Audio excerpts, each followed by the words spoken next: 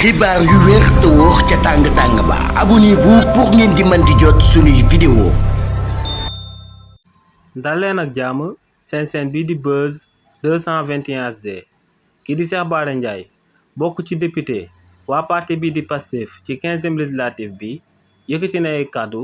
daal di andi ay leeral jëmale ko ci compte bi nga xam ne premier ministre bii di Ousmane Sonko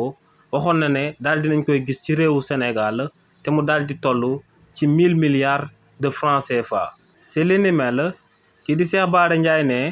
Ousmane Sonko ci campagne électorale ñeel élection législative anticipée daan amal ci réew mi di Sénégal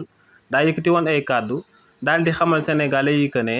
daal dinañuy gis ak compte bancaire bi nga xam ne daal dinay toll ci 1000 milliards de francs CFA. waaye ne premier ministre bi di Ousmane Sonko ginnaaw bu mu yëkkatee kàddu yooyee li ni mel waa opposition bi yëpp ñoom ñoo xiirandoo woon di ko si daal di ŋàññ naan kàddu yu mu yëkkati woon mënut a am. waaye nee nag waa Cour des comptes daal dinañuy fësal ci seen rapport bi benn compte bi nga xam ne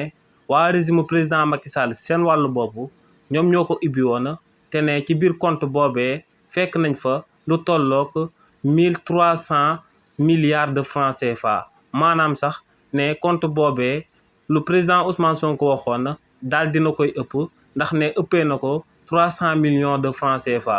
ne compte boobee ginnaaw ba ko waa régime président Macky Sall ibbi woon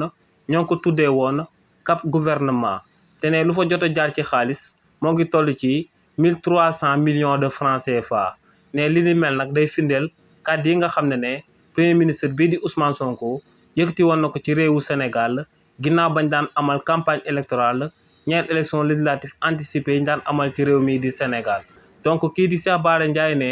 kookee di président Ousmane Sonko lépp lu ma la wax suba ba ngoon mun nga koo jàpp ndax ne raar na lool président Ousmane Sonko yëkkati ay kàddu daal di àddu ci mbir ñu dem ba si biir li ni mel bañ a daal di am. xibaar yu wér te wóor ca tàng ba abonnez-vous pour ngeen di mën di jot suñuy vidéo.